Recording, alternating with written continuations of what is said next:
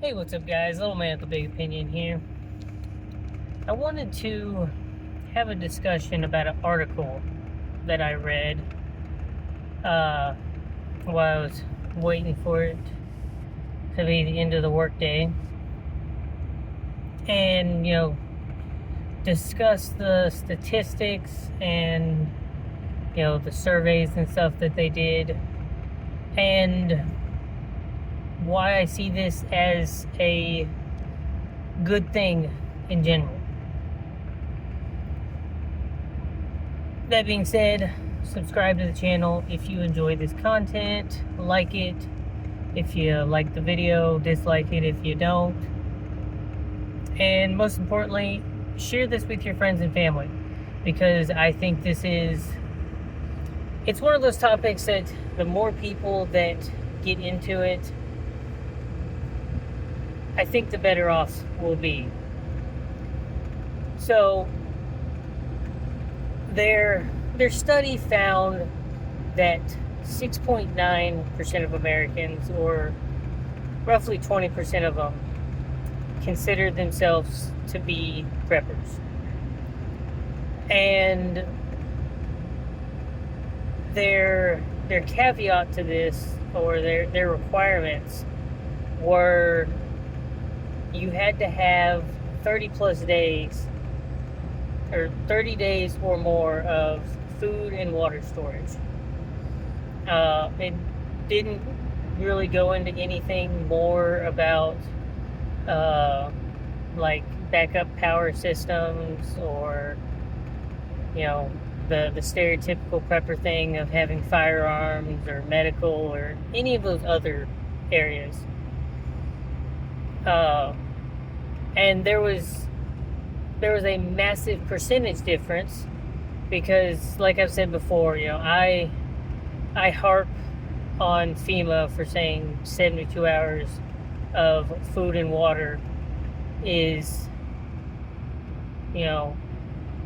adequate, to be prepared.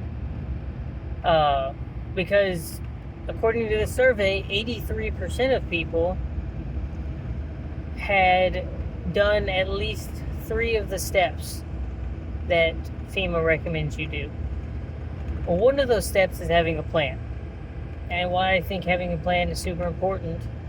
If your plan is emergency services tell me to shelter in place or leave, I'm going to do that. That's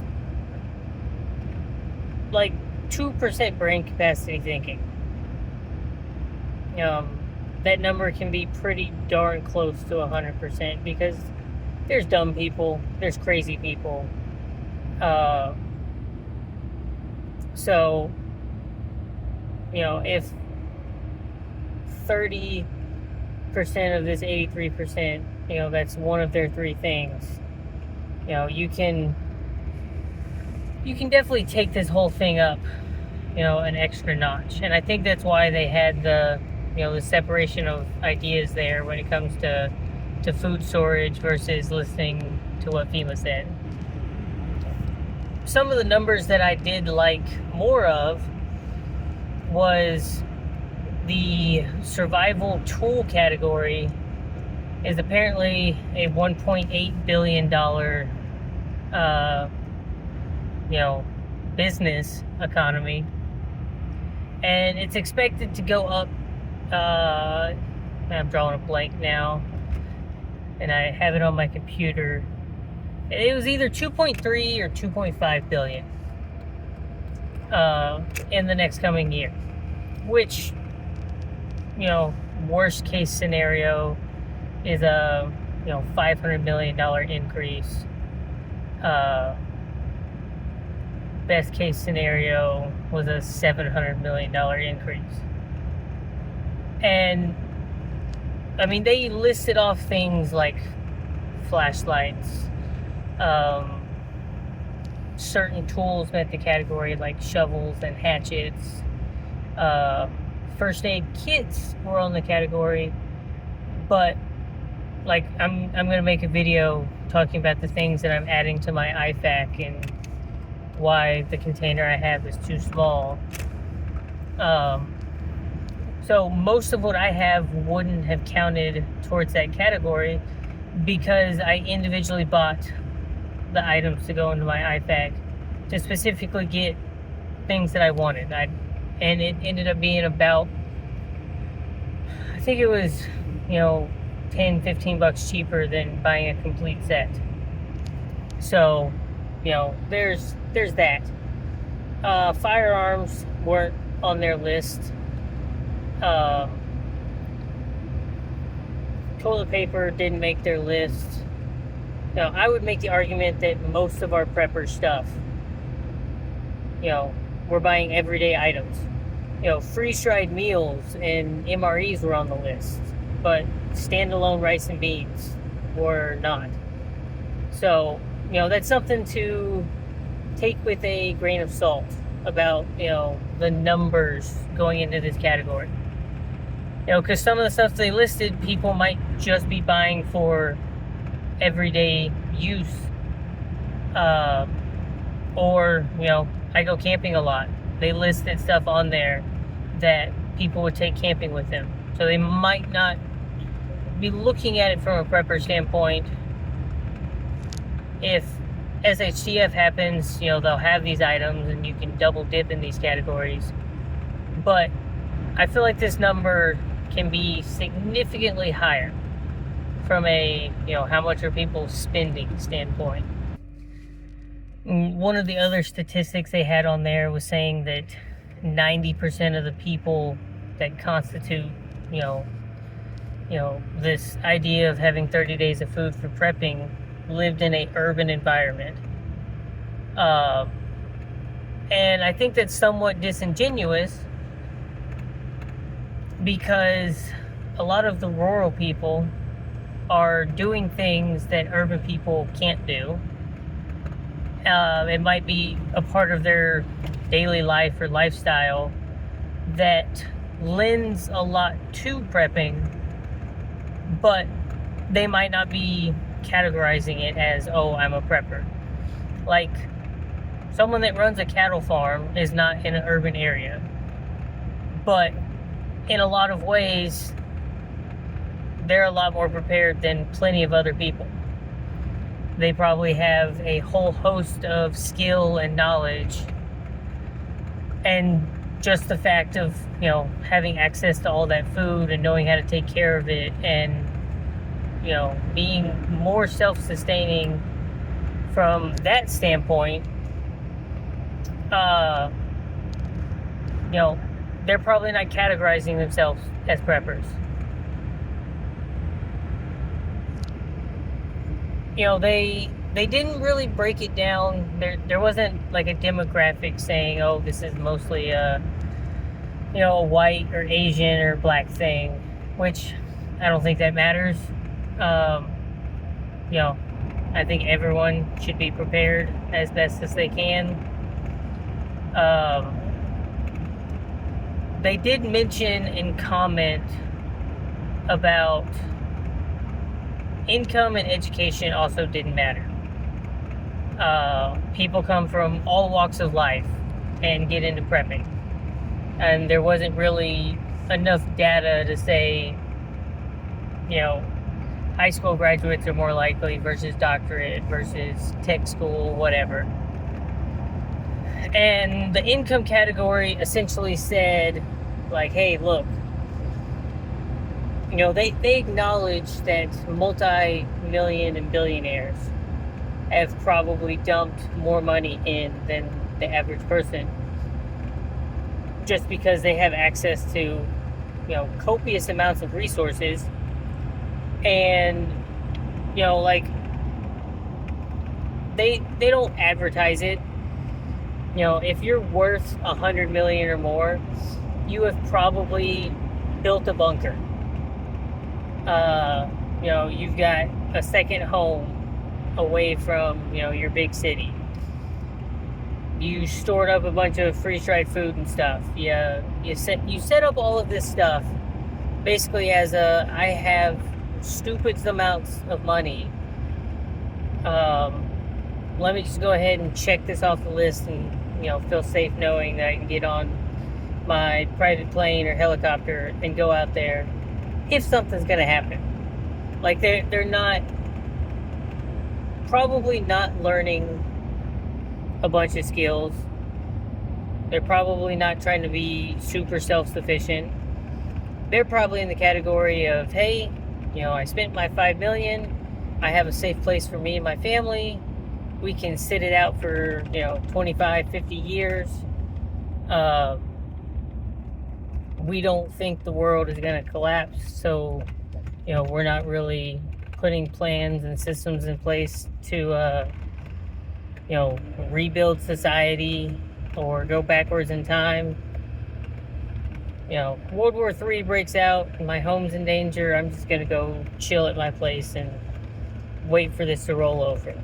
A zombie apocalypse happens and I'm gonna go hide in my bunker and wait for the government, military to fix whatever problem is, and then I'll come out and, hey, look, I was alive. Especially if you're in the billionaire category, Warren Buffett, Musk, all of these kind of people, they have something. But so does the person that makes 80 grand a year. If you compare it to like a GDP of your spending, the little guy has probably put more, percentage-wise of their money into this if they consider themselves a prepper. Like I'm kind of like our military. I'm putting in a certain percentage. That's my budget. That's what we're able to work with and accomplish. And as long as I see, the stockpiles go up each week, each month, I feel a little better and a little better each and every day. So I'm not, not going super crazy, not, maxing out credit cards, trying to, put a bunker in the backyard or convert my entire house to solar and, get 10 years worth of freeze-dried meals set aside. But, at the end of the month, if I've got 4 more days worth of food, it's 4 more days worth of food. I'm not panicking like the world's falling apart and, I'm not going to make it, I'm not going to survive.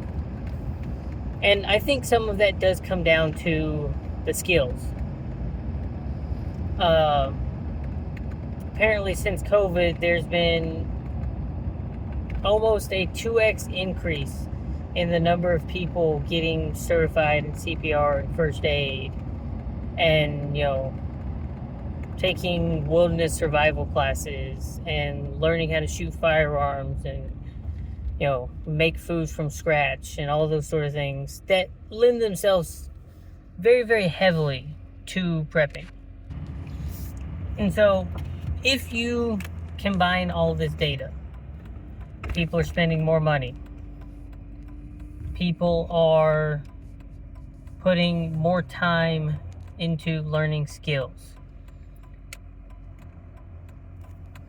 People are reaching that threshold of, I've got 30 days worth of food. You look at the percentages. All of this is going up. There is a increased trend happening. I see that as a good thing.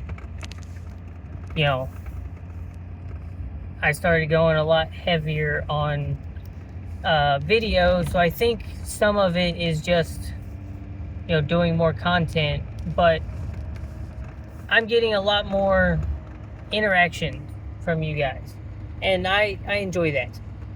Continue to comment and us have these discussions.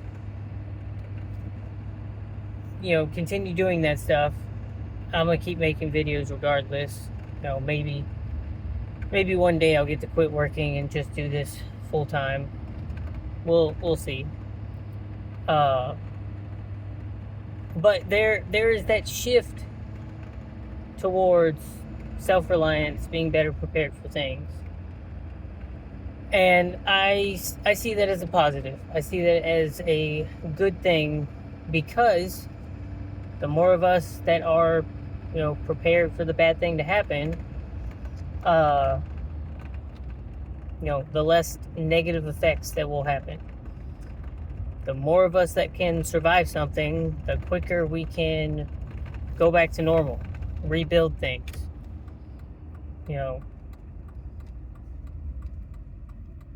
I kind of think back to, Jamestown and all the other different colonies. If you start out with 100 people and 40 die in the first year, but 60 make it, those 60 are much more likely to survive the next year. They've learned from their mistakes. They've gotten better.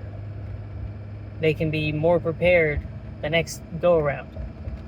And maybe the next year, 5 of them don't make it.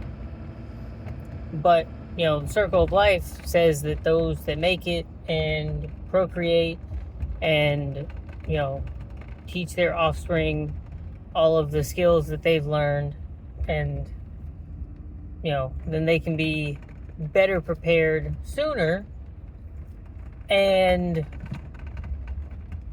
they have a higher probability of making it for their first go around, which then increases their likelihood of, making it to pass it on to the next group and the next and the next. And, you have these baseline skills that just, we keep getting better and better. We weather storms easier, natural disasters, war, famine, economic collapses, all of these things. That's a good thing. We're at a point where, humans are having less and less kids, so we might have to start relearning things. We've advanced far enough to a certain area where, resets, I think, might be a little harder. Wars might be more devastating. And, vast parts of the population have none of these skills. And so, something happens and they're going to be going through their version of Jamestown and living in the colonies.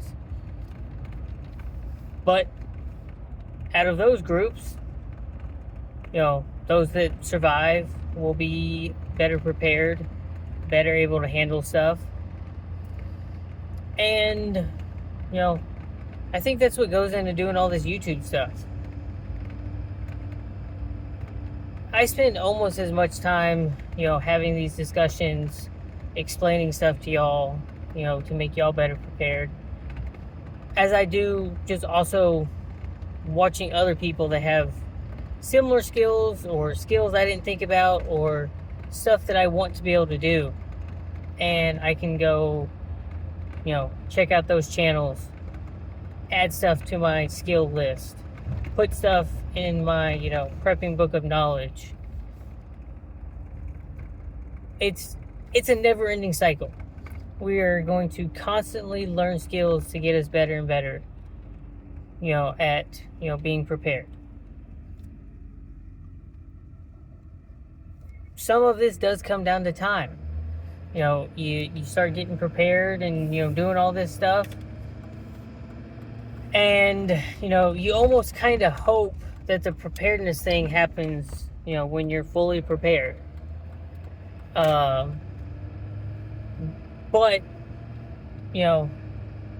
the worst person in the scenario is the person that's done none of this and just, gets that slap in the face.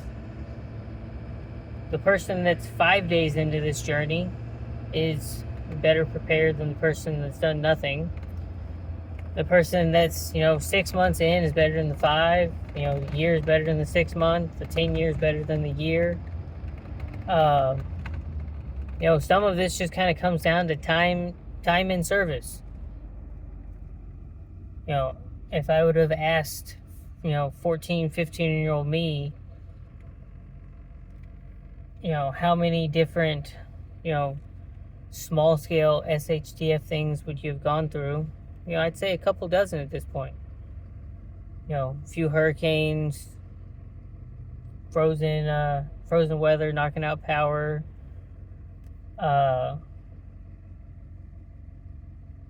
just all the different things. I would probably be really surprised with myself. And I'm glad that I have more supplies and knowledge than 15-year-old me. I'm glad that I have more supplies and knowledge than 20-year-old me, 25-year-old me. We're coming up on 30-year-old me, and so 30-year-old me will be very happy, that we're better prepared than 28, 29-year-old me.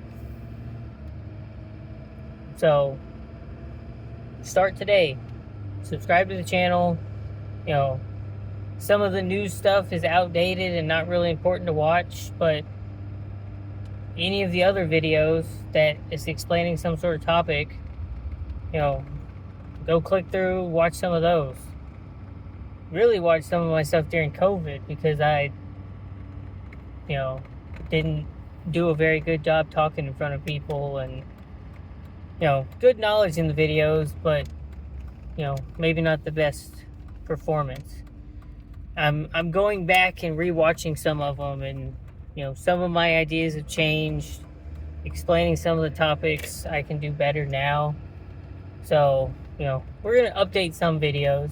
I'll leave them there, just for the sake of being able to go back and check stuff out. But I think that's enough rambling. Like, share, subscribe, comment, do all those sort of things. And I'll see you on the next one.